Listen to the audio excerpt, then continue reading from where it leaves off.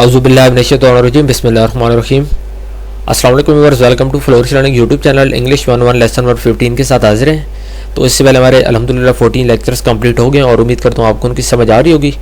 तो आज जो हमारा लेसन नंबर 15 है, इसका जो टॉपिक है एवेल्युएटिंग टेक्स्ट, यानी कि टेक्स्ट को समझना, ठीक है, आसान लफ्ज़ों में।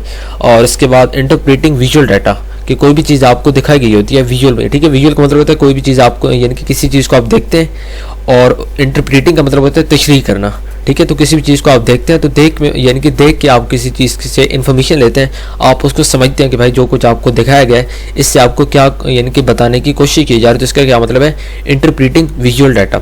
अब यानी कि ये विजुअल डाटा के अंदर कुछ विजुअल मीन्स होते हैं जिनके ज़रिए आपको ये चीज़ें दिखाई जाए। उसमें सबसे पहले आ जाते हैं ग्राफ्स आ जाते हैं, ठीक है। यहाँ पे देखें तो ग्राफ्स आ जाते हैं, उसके बाद चार्ट्स आ जाते हैं, डायग्राम्स, टेबल्स एंड मैप्स।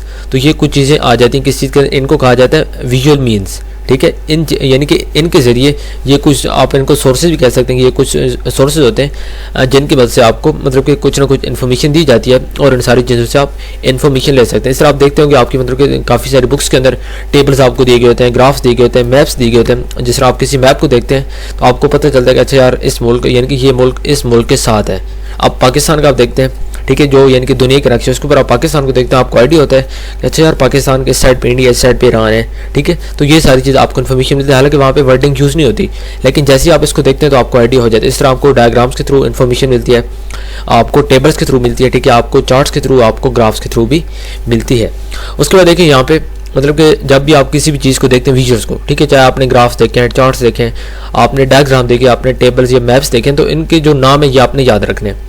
तो जब आप इनको देखते हैं, how words and figures can be converted into visuals of one kind or another and learn to read accurately these common aids, ठीक है।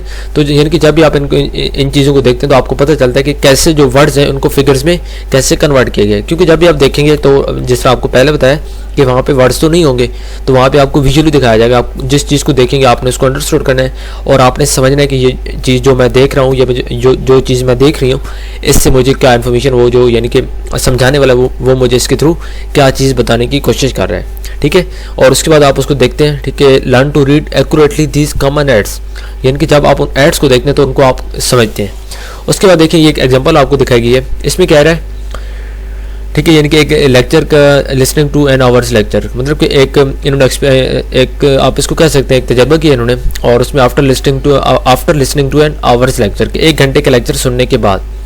अब इसमें है कि मतलब कि कई स्टूडेंट्स ऐसे थे जिन्होंने इस लेक्चर को बहुत जल्दी भूलना शुरू कर दिया। 24 hour after the lecture most of the students will have forgotten. अब यानी कि 24 घंटों के बाद जो लेक्चर सुना होता है, 24 घंटे बाद 75% ऐसे होते हैं, यानी कि 75% आपको जो आपने सुना होता है वो आपको भूल चुके होते हैं। उसके बाद आफ्टर 48 आवर्स 48 घंटों के बाद आपको तकरीबन मतलब कि 15% तक आपको सिर्फ याद होता है, बाकी सारा आपको भूल गए होता है। उसके बाद नेक्स्ट है तो यानी कि ये आप देखिए मतलब कि कुछ स्टैट्स आपको दिखाए गए हैं कि इस तरह होता है, और उसके ये कोई ख़ास चीज़ इंपॉर्टेंट इसकी मैं इसको मज़ीद डिस्कस नहीं कर रहा। उसके बाद आगे जाए यहाँ पे सबसे पहले जो मीन्स है, मीन्स ऑफ विजुअल, इसमें सबसे पहले आ जाएगा टेबल्स। तो टेबल्स क्या होते हैं आपको पता है, ठीक है। अब यहाँ पे टेबल्स की बात करते हैं तो इसमें आप देखें द पर्पस ऑफ टेबल, ठीक है, यहाँ पे स्टार्ट पे पहली लाइन में देखें यहाँ से, the purpose of tables is to give the readers numerical information, कि टेबल्स के जरिए, टेबल्स का जो बेसिक मकसद होता है आपको न्यूमेरिकल इन्फॉर्मेशन देना होता है, ठीक है। वहाँ पे तो वर्डिंग तो नहीं होगी, वहाँ पे न्यूमेरिक्स के थ्रू आपको इन्फॉर्मेशन दी जाती है, उसके अंदर कोई कंपैरिजन किया जाता है, ठीक है, कोई ना कोई चीज़ मतलब कि आपको शो की जाती है। आपने कुछ टेबल्स देखे होंगे, अगर मैं बात करूँ स्कूल कॉलेजेस में आपने टेबल्स देखे होते हैं, यानी कि पीरियड टाइम टेबल की बात करें। इस तरह आपने यानी कि अगर आप स्पोर्ट्स लवर हैं आपको पता होगा पॉइंट्स टेबल क्या होते हैं, पॉइंट्स टेबल, ठीक है, मतलब कि जिस पे डिफरेंट टीम्स के नाम वगैरह और कितने मैचेस वो जीते हैं, कितने आ रहे हैं, ये एक टेबल होते हैं। इसी तरह स्कूल कॉलेजेस में आपने टेबल्स देखे, इस तरह और कई टेबल्स होते हैं, ठीक है। तो ये सारी चीज़ें यहाँ पे आपको यानी कि वर्डिंग तो नहीं होती है, वहाँ पे सिर्फ न्यूमेरिक की फॉर्म में आपको एक इन्फॉर्मेशन दी जाती है, ठीक है। तो जब भी आप टेबल को रीड करते हैं आपका काम क्या बनता है, सबसे पहले आपका काम बनता है कि आप उसको जो टाइटल है आप उसको रीड करें, आपको आइडिया हो कि भाई ये जो यानी कि एक्चुअली टेबल है ये किस चीज़ के रिलेटेड है। उसके बाद आप उसका जो फुट नोट होता है, फुट नोट हमेशा टेबल के एंड पे दिया जाता है। अब ये जो हैंड आउट्स आपके सामने ओपन है, इसका फुट नोट मैं अगर यहाँ पे आपको दिखाऊँ, ठीक है, तो ये इसका फुट नोट है, ठीक है, बिल्कुल एंड पे देखें ना, अब ये ऊपर ये हर पेज पे आपको नजर आएगा, तो ये इस पेज का फुट नोट है। इसी तरह ये जो आपको नजर आ रहा है वर्चुअल हिस्ट्री ऑफ पाकिस्तान, ठीक है, ये कॉपीराइट और वर्चुअल यूनिवर्सिटी ऑफ पाकिस्तान की इस पेज का फुट नोट है, तो इसको फुट नोट कहा जाता है। इस तरह कुछ टेबल्स होते हैं, टेबल्स के एंड पे आपको फुट नोट दिखाया जाता है, उसको समझना भी आपके लिए ज़रूरी होता है। उसमें भी आपको इन्फॉर्मेशन दी जाती है जो आपको ऊपर बताया गया। तो उसके बाद आपने ये देखना होता है, आपने चेक करना होता है कि आपने आपसे पूछना होता है कि जो टेबल यानी कि जो इन्फॉर्मेशन मुझे इस टेबल में दी गई है क्या ये सही है, क्या ये गलत है, ठीक है। उसके बाद आप देखते हैं मतलब कि कुछ कॉलम्स आप देखते हैं। आफ्टर यहाँ पे देखें, after that look at the heading of each column, हर जो कॉलम है उसकी आप हेडिंग को देखें, ठीक है। उसमें आप देखें be sure you understand exactly what each heading, यानी कि उसके बाद आप देखें कि जो हेडिंग में ऊपर आपको बताया गया क्या कॉलम के अंदर उसी यानी कि वही चीज़ है और क्या आपको इसकी समझ आई। उसके बाद also notice that units that are used, these could be in terms of numbers, money, weight, percentage, dates, ठीक है। तो ये सारी चीज़ें मतलब कि जो कुछ आपको टेबल के अंदर दिखाया जाता है वो मनी यानी कि उसमें यानी कि the could be terms of numbers, ठीक है, मनी की सूरत में हो सकता है, वेट्स, उसके बाद परसेंटेज, डेट्स वगैरह। उसके बाद finally you must read the figures carefully and interrupt them accurately. उसके बाद जो फिगर्स आपने देखे, जो हिंसे आपने देखे, जो चीज़ें आपने देखी, आपका मेन काम होता है कि आप उसको अच्छे से समझें और समझने के बाद आप उसको यानी कि देखें कि क्या ये सही लिखा हुआ है और गलत लिखा हुआ है। उसके बाद नेक्स्ट आप आ जाइए, कुछ ट्रू फॉल्स आपको दी गए, ये आपने खुद कर लेनी है, आपकी प्रैक्टिस के लिए है, मैं इसको नहीं करवा रहा, ठीक है। मैं आगे जा रहा हूँ ग्राफ्स पे। ग्राफ्स का आपको पता है ग्राफ्स क्या होते हैं। Another way of showing information is through graphs, graphs के जरिए भी आपको इन्फॉर्मेशन दी जाती है। इसमें क्या होता है, ग्राफ इलस्ट्रेट्स, ये यानी कि आपके सामने बयान करता है relationship between at least two things. Graph में आपको कोई भी दो चीज़ों के दरमियान जो रिलेशनशिप होता है वो आपको बताया जाता है। वन ऑफ विच यानी कि is measured on vertical access, कि कोई ऐसी चीज़ जो वर्टिकल एक्सेस के थ्रू मेजर की जाती है और दूसरी हॉरिजेंटल एक्सेस, ठीक है। तो इसमें एक किस्म के आपके सामने दो चीज़ों के दरमियान कंपैरिजन किया जाता है। तो इसी ग्राफ्स के अंदर यहाँ पे इसकी डेफिनेशन है, ये आपने याद करनी, ग्राफ्स यहाँ से लेकर तो यहाँ तक, ठीक है। ये ग्राफ की डेफिनेशन और मोस्ट इंपॉर्टेंट एमसीक्यूज में आ सकती है, शॉर्ट क्वेश्चन, लॉन्ग क्वेश्चन में भी आ सकती है। नेक्स्ट आप आ जाएं तो ये ट्रू फॉल्स आपको नजर आ रहा है। ट्रू फॉल्स आपने खुद का लेने, मैं इन पर टाइम वेस्ट नहीं करें क्योंकि ऑलरेडी ये लेक्चर जो है ये काफ़ी लंबा है और इसलिए मतलब कि इस पर हम टाइम वेस्ट करेंगे तो आपका टाइम वेस्ट होगा और मेरा भी होगा। तो इसको आपने खुद का लेना है, फिल इन द ब्लैंक से बार बार वही चीज़ आ रही है, इसलिए मैं पहले भी ये बता चुका हूँ कि ये चीज़ें आपने खुद करनी है। तो उसके बाद बार ग्राफ्स, बार ग्राफ भी एक टाइप होती है मतलब कि जो लाइन ग्राफ की तरह होती है।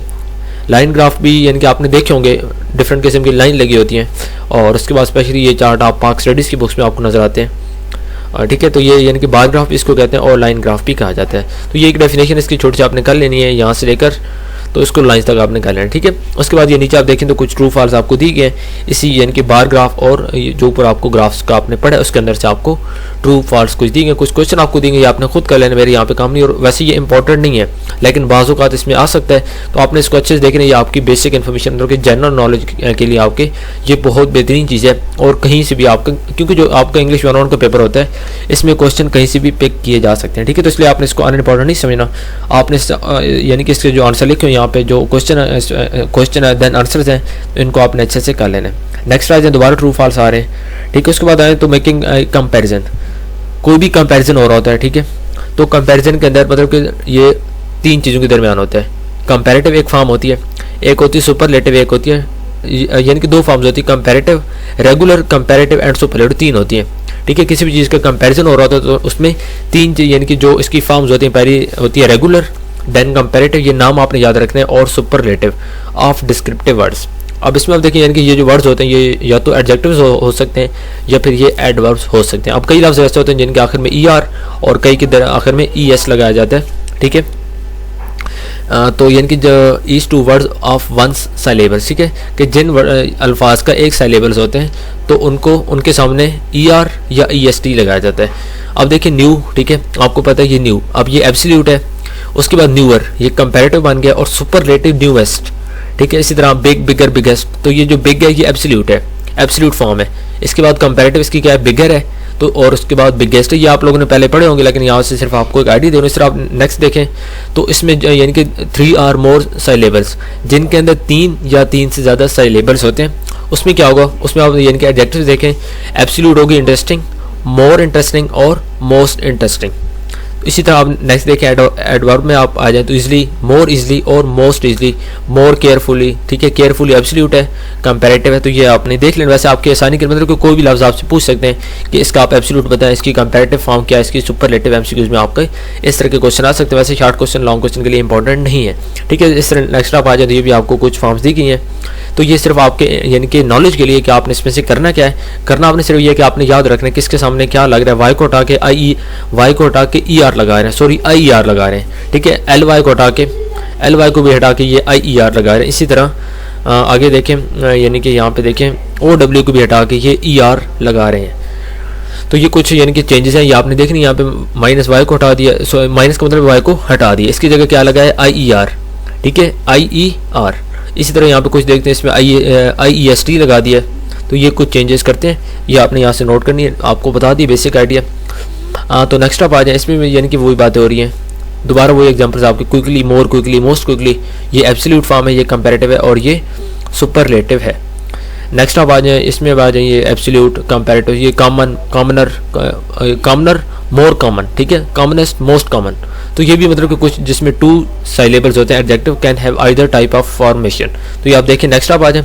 तो ये सिर्फ आपकी इन्फॉर्मेशन के लिए, लेकिन ये इतना मतलब कि आप ये कह दें कि हम इसको बिल्कुल छोड़ दें, छोड़ना नहीं है, अच्छे अंदाज में आपने इसको करना है, ठीक है। लफ्ज़ देखें कुछ, यानी कि कौन सा लफ्ज़ कैसे चेंज हो रहा है। उसके बाद यूज इन सेंटेंस, तो सेंटेंस के अंदर आप देखें, there are many reasons for using comparison in discourse. Sentence के अंदर कई यानी कि वजूहत होती हैं कि सेंटेंस के अंदर जो कंपैरिजन होते हैं इनको क्यों यानी कि यूज़ किया जाता है। पहली होती है इक्वलेंस, इक्वलेंस कहते हैं बराबरी को, नॉन इक्वलेंस जो बराबर नहीं होते हैं, द सुपरलेटिव और पैरेलल इंक्रीज। अब यहाँ पे देखिए इक्वलेंस, यहाँ पे देखिए एग्जांपल द सेम, ठीक है, यानी कि कुछ ऐसे अल्फाज होते हैं जिनको इस्तेमाल किया जाता है द सेम, यानी कि 2 चीज़ों में कंपैरिजन करने के लिए, और वो 2 चीज़ें अगर आपस में सेम होती हैं तो उस टाइम कौन से अल्फाज इस्तेमाल किए जाते हैं, ये वाले, ठीक है। As, are, similar, each, either, all, both, alike, ठीक है, is like, similarly, equally, compare to with the same, similar to, ये मतलब कि ये डिफरेंट किस्म के लफ्ज़ हैं। जब भी कंपैरिजन कर रहे होते हैं तो उसके अंदर जब 2 लफ्ज़ आपस में मतलब कि 2 चीज़ों का आपस में कंपैरिजन हो रहा होता है, ठीक है, और वो सेम होती है, तो उस टाइम आप इस तरह के अल्फाज को यूज़ करते हैं। और जब ये सेम नहीं होती है तो ये कुछ एग्जांपल्स आपको दी गई हैं, ये एग्जांपल्स आपने करनी। नेक्स्ट आप आ जाए नॉन इक्वलेंस में।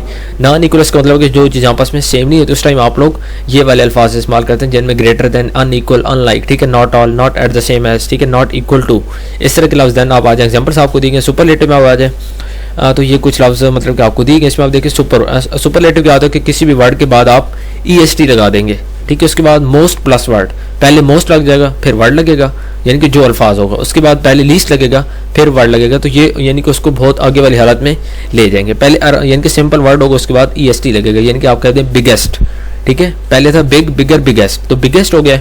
अब आगे क्या होगा, मोस्ट प्लस वर्ड, तो मोस्ट बिग, ठीक है, फिर होगा लीस्ट बिग, ये लीस्ट बिगेस्ट, मोस्ट बिगेस्ट, पहले होगा बिगेस्ट, ठीक है। यहाँ से एग्जांपल दे रहा हूँ आपको, EST है ना, वर्ड प्लस EST, तो वर्ड हमने लिया बिग, ठीक है, इसके साथ हम EST लगाएंगे, ये बनेगा बिगेस्ट। इसी तरह मोस्ट यानी कि मोस्ट प्लस वर्ड, तो मोस्ट पहले लगाएंगे, वर्ड हमारा बिगेस्ट बन चुका है तो मोस्ट बिगेस्ट, और यहाँ पे आ जाएगा लीस्ट बिगेस्ट, ठीक है। तो ये कुछ आगे एग्जांपल्स आपको दी गई हैं, ये देखिए आप, ठीक है, लीस्ट डिफिकल्ट, मोस्ट कॉमनली और फास्टेस्ट।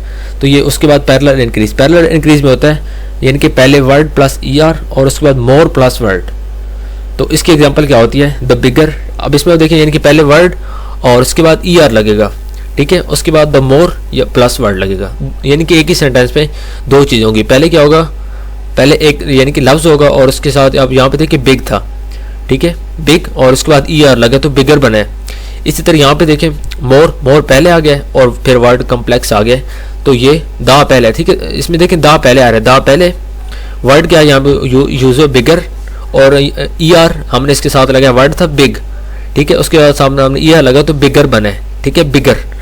उसके बाद नेक्स्ट देखें तो यानी कि आगे दा मोर, दा फिर भी आ गया, मोर इसी तरह आ गया, वर्ड क्या था, कम्प्लेक्स था, तो ये कम्प्लेक्स। तो इस तरह मतलब कि एक ही सेंटेंस के अंदर ER भी लफ्ज़ के साथ लगेगा और उसके साथ यानी कि किसी न किसी सेंटेंस में मोर भी लगेगा, तो आपने समझ आना है कि ये पैरेलल इंक्रीज हो रहा है, ठीक है, यानी कि ये पैरेलल इंक्रीज इन दोनों सेंटेंस के दरमियान शो किया जा रहा है। उसके बाद ये एक्सरसाइज आपको दी गई है, ये आपने कर लेनी है, और ये बहुत मतलब कि इंपॉर्टेंट ये चीज़ें, ये आपके MCQs में आ सकती हैं, इसलिए आपने इसको छोड़ना बिल्कुल भी नहीं है।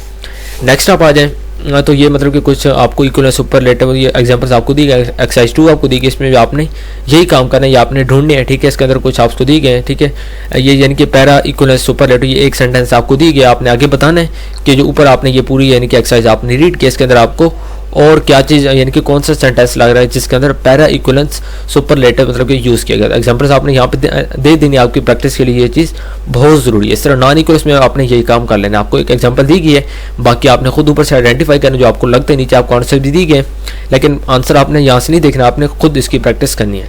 ठीक है, तो यहाँ पे आपका लेसन नंबर 15 कंप्लीट हो गया है, और यानी कि इतना मुश्किल भी नहीं था लेकिन इतना ईजी भी नहीं था। ठीक है, आपने इस चीज़ को समझना है कि कहाँ पे बिगर लगेगा, कहाँ पे ई आर, कहाँ पे ई एस, तो ये चीज़ आपने कर लेनी है। इंशाल्लाह आपके अगर क्विज में इस तरह के क्वेश्चन आएंगे तो आप लोग इजीली कर लेंगे। ठीक है व्यूअर्स, तो उम्मीद करता हूँ आपको आज के लेक्चर पसंद आया होगा। काइंडली अपना फीडबैक लाजमी दिया करें और चैनल को सब्सक्राइब कर लें, बेल आइकन बटन को लाजमी प्रेस करें ताकि अंदर जितनी भी मैं इस तरह की वीडियोज़ अपलोड करूँ और आगे मजीद लेक्चर्स अपलोड करूँगा तो आपको उनका नोटिफिकेशन मिल सके। थैंक यू सो मच, मिलते हैं नेक्स्ट वीडियो में, तब तक के लिए ओके, अल्लाह हाफिज़।